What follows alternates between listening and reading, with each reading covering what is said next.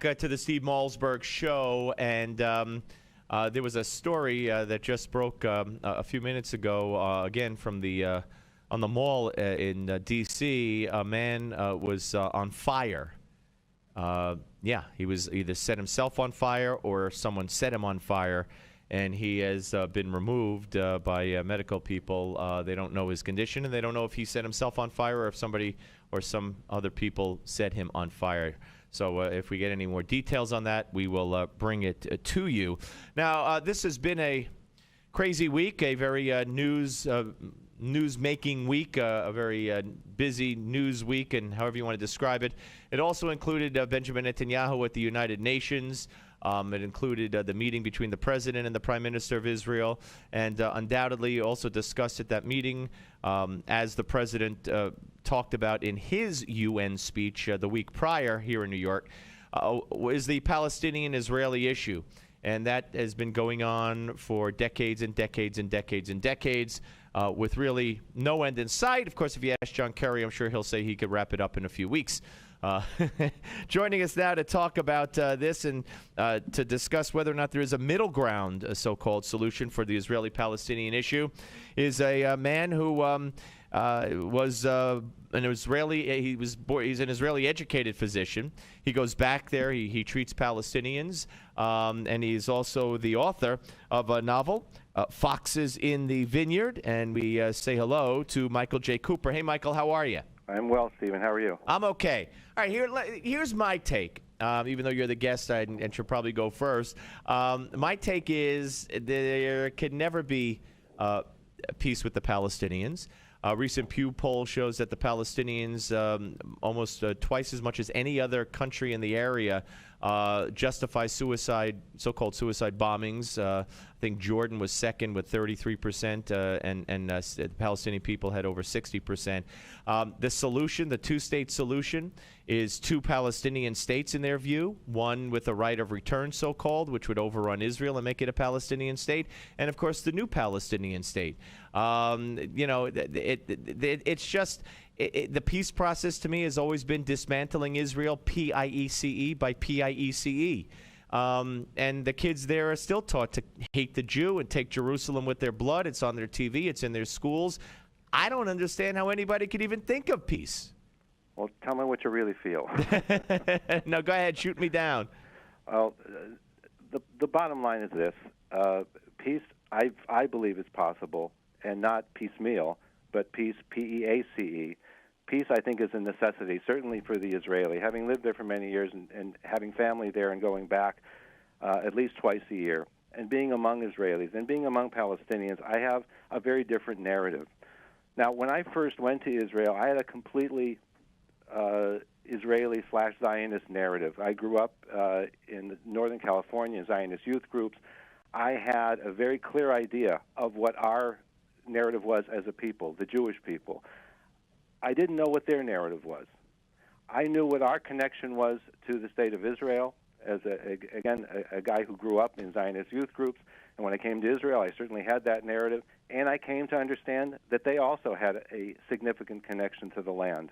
Now, you just brushed over something. You really just brushed over something. Israel's connection to the land could be taken in two forms or in two different contexts. One, historically, back to biblical times, or if you just want to start in a post World War II era, but I don't know which one you want to address, or both, but then to say that when it comes to the Palestinians, they also have a claim to the land or feeling to. I mean, how what is theirs compared to Israel's and the Jews? You know, clearly Israel and that particular point of the world has been a crossroads of history, with the Ottomans, the British, the Persians sweeping, through that area over the millennia.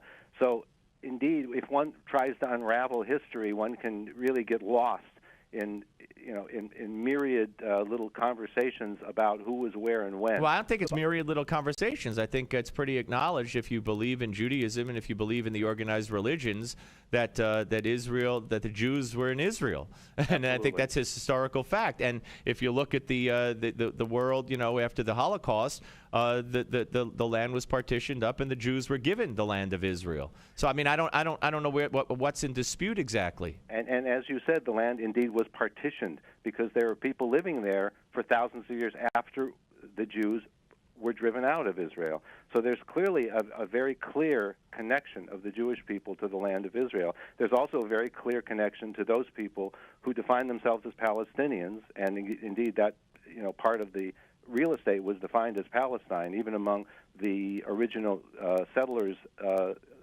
in the 19th century. They called themselves Palestinians. But there was no who was the president of Palestine? They were under the Ottomans. They had no right. So you're telling me they got a connection because it was their land and they called themselves Palestine, but there was no Palestine. You could call yourself whatever you want. They were living there, and they lived there for millennia. And they're not there anymore. Well, they're still all there. They're on the West Bank.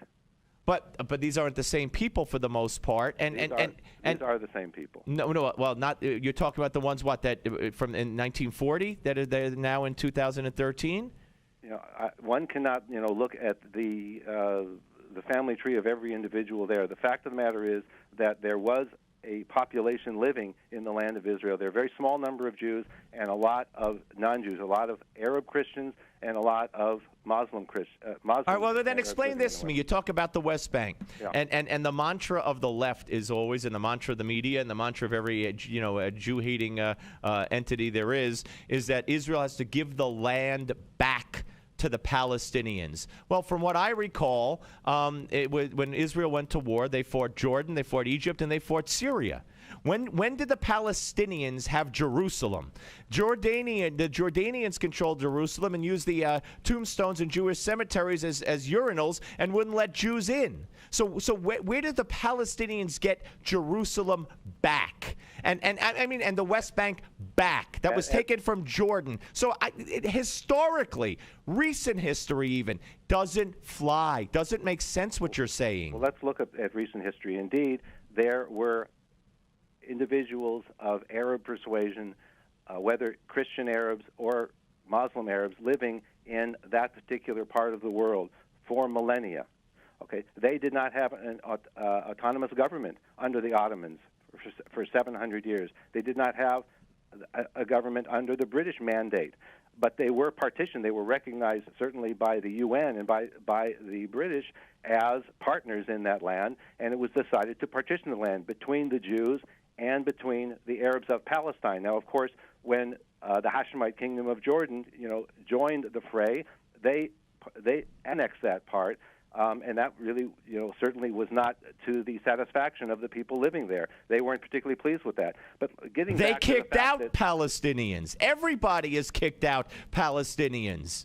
They treat them like they have them in refugee camps in Arab countries. Their own brethren, their own flesh and blood live in refugee camps because they're going back to their own land one day. No one in the Arab world wants or welcomes Palestinians. Do you know that? Well, they actually welcome them as workers in Qatar, that's very nice. Slaves and refugees. Whether or not they welcome them as citizens is certainly an interesting point, but that doesn't affect interesting, what you call Israel it? does. Interesting. Okay.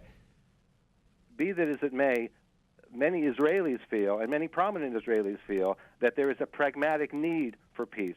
I'm not speaking for myself. I think there's a need for peace too, but you don't commit suicide to have peace. Well, according to Israelis such as Yitzhak Rabin, the former and very well decorated Israeli and committed Zionist, there was a path to it, and very well decorated Israeli and committed Zionist, there was a path to it of the extreme religious Jews. He was shot in the back with a Beretta with 238 of the extreme religious Jews. He was shot in the back with a Beretta with 238 Jews. No, the fact of the matter is that there is an extreme fringe. And there's an extreme fringe on the other side called the Palestinians. Indeed, there is. Called the Palestinians. The Palestinians is kind of a broad stroke. Wouldn't you agree, Steve? I mean, the fact of the matter is that there are many well-educated, and even among the uneducated, there are many very compassionate. They have two helpful leadership. people. They have two forms of government, the Palestinians. One is Hamas,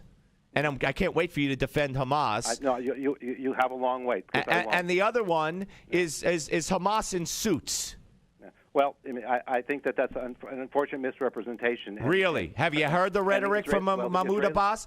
Do you know his history? Do you know about the Munich massacre and his role in it? The Israeli president, Shimon Peres, would not agree with you. Okay. He states over and over that Abu Mazen, as he's known, is a partner for peace. Right, sure, he's a great partner. Don't argue with me. Argue with Shimon Peres. Well, I don't need to argue with Shimon Peres. He's not running the country. So tell me exactly how peace is going to be achieved.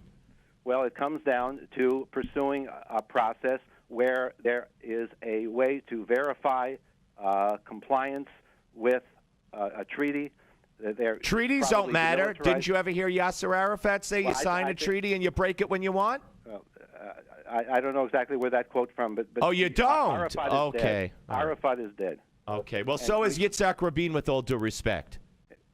Indeed. And ultimately, you have other very pragmatic Israelis. I don't know if you saw the film The Gatekeepers, but you have here the last 6 living leaders of Israel's security force, who all of them, to a man, feel that there is a necessity to approach a peace settlement with the Palestinians along the 67 borders with land swaps.